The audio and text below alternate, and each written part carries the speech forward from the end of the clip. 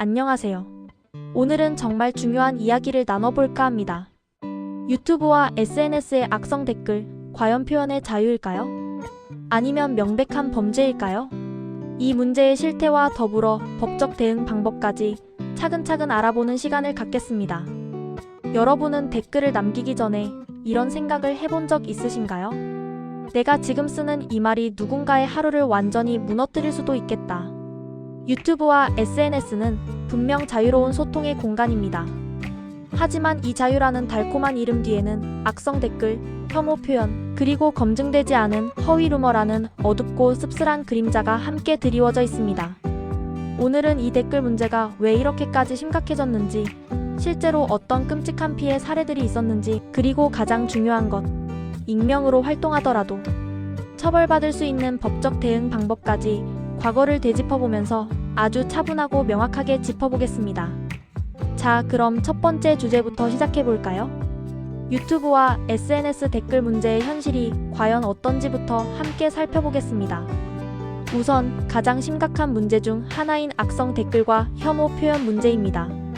외모, 성별, 직업, 출신 지역, 심지어는 가족 관계까지 이런 개인적인 요소를 꼬투리 잡아 비방하고 욕설과 인신공격, 그리고 노골적인 성희롱성 댓글이 정말 무분별하게 쏟아져 나오고 있습니다.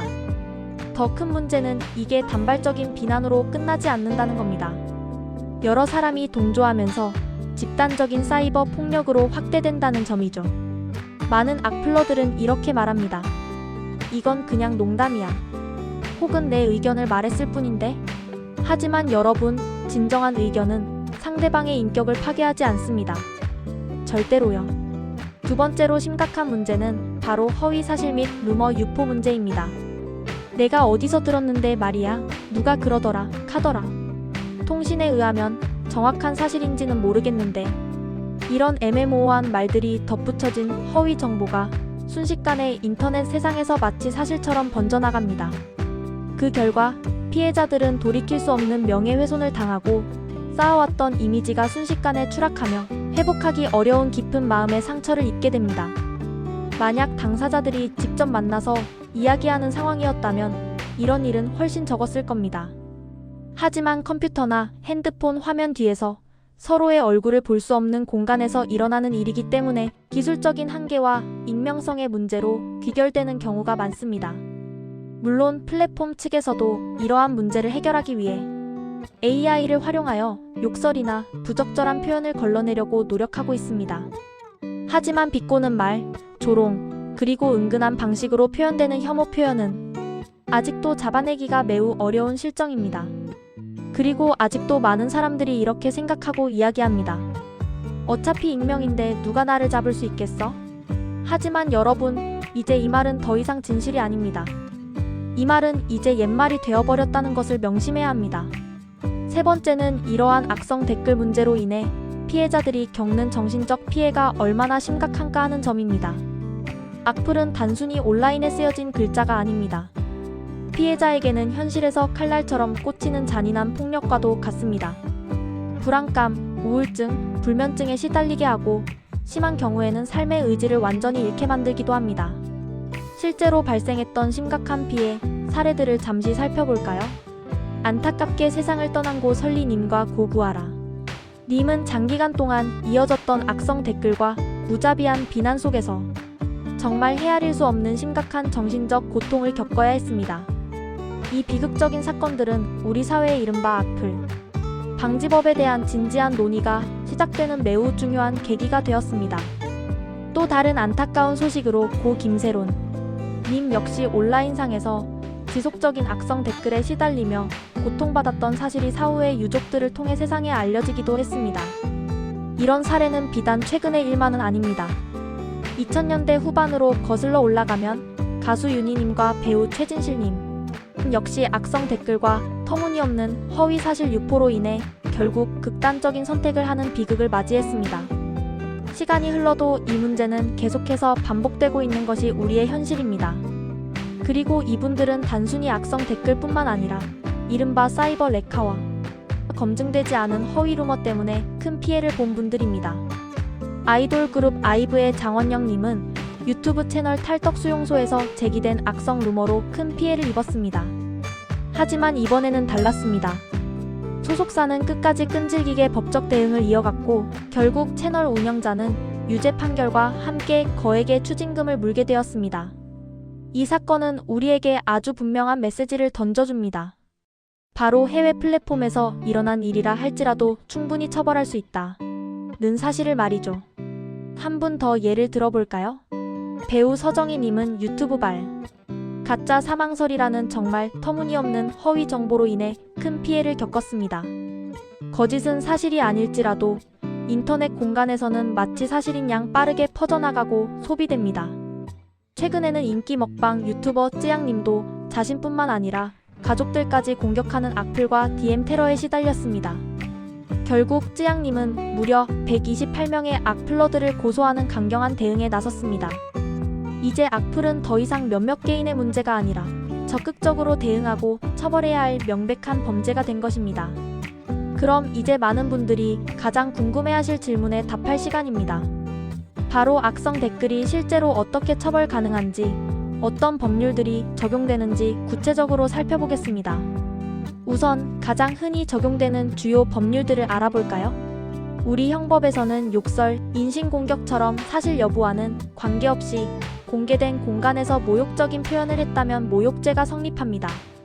모욕죄는 1년 이하의 징역 또는 200만 원 이하의 벌금에 처해질 수 있습니다.